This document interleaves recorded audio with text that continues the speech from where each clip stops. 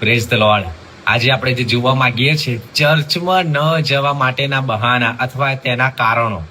આજે આપણે વિશ્વાસ કરીએ છીએ પણ જ્યારે ચર્ચમાં જવાની વાત આવે છે ત્યારે આપણે બહાના કાઢીએ છીએ કે અમારી પાસે સમય છે નહીં, અમારી પાસે અમે થાકેલા છીએ, અમને આરામ કરવા જોઈએ, અમારાથી ઉઠાયું નહીં.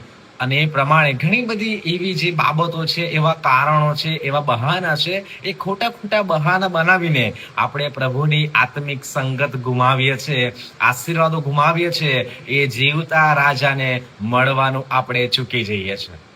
અને આજે ખ્રિસ્તી હોવાનો, પ્રભુમાં હોવાનો દાવો કરીએ છીએ કે અમે ખ્રિસ્તમાં છીએ. આજે એવા 3 બહાના વિશે આપણે જોવા માંગીએ. 3 એવા કારણો જે આપણને ચર્ચમાં ન જવા માટે આપણે એવા બહાના અને કારણો બનાવીએ છીએ. એમાંનું પહેલું બહાનું એ છે કે મારી પાસે સમય નથી, મારી પાસે સમય નથી. આજે નોકરી, ધંધો, મોબાઈલ અથવા મનોરંજન, પરિવાર, સામાજિક બાબતો અથવા બીજી બધી પ્રવૃત્તિઓને માટે મોલમાં જવું, સિનેમા ઘરમાં જવું, એના માટે સમય હોય છે, પણ પ્રભુની સંગતને માટે સમય નથી. બીજી વાત, જે બીજું બહાનું બનાવીએ છે એ ચર્ચમાં લોકો સારા નથી, ચર્ચમાં લોકો કપટ કરે છે, ઝઘડા કરે છે, પોલિટિક્સ રમે છે, વગેરે વગેરે.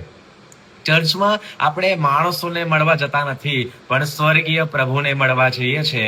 યાદ રાખીએ અને ચર્ચમાં જવાનું પડતું ન મૂકીએ વાલાઓ. ઘણી બધી બાબતો ગુમાવીએ છે. ત્રીજી વાત જે આપણને જોવા મળે, ત્રીજું જે આપણું કારણ હોય છે એ તો એ કે ત્રીજું બહાનું કે આવતા રવિવારથી હું જઈશ, એના માટે આપણે પ્લાનિંગ કરીએ છીએ. પણ શેતાનનું સૌથી મોટું હથિયાર એ છે કે આજે ને પછી.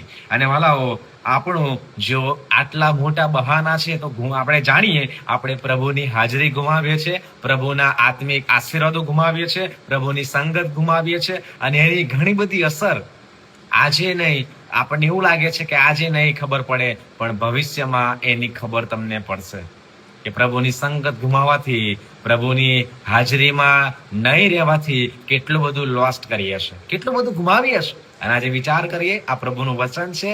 જો હું અને મારું કુટુંબ બહાના કાઢીએ છીએ, જોબના બહાના કાઢીએ છીએ, થાકી ગયા છે, બીજા બધા કામ છે, એના માટે બહાના કાઢીએ છીએ અને પ્રભુની સંગત ગુમાવીએ છીએ, તો આપણે સંગત નથી ગુમાવતા, પણ આપણે પ્રભુનો આશીર્વાદ, પ્રભુની જે બાબતો છે એને આપણે ગુમાવીએ છીએ. ચોક્કસ વિચાર કરીએ, પાછા ફરીએ. God bless you.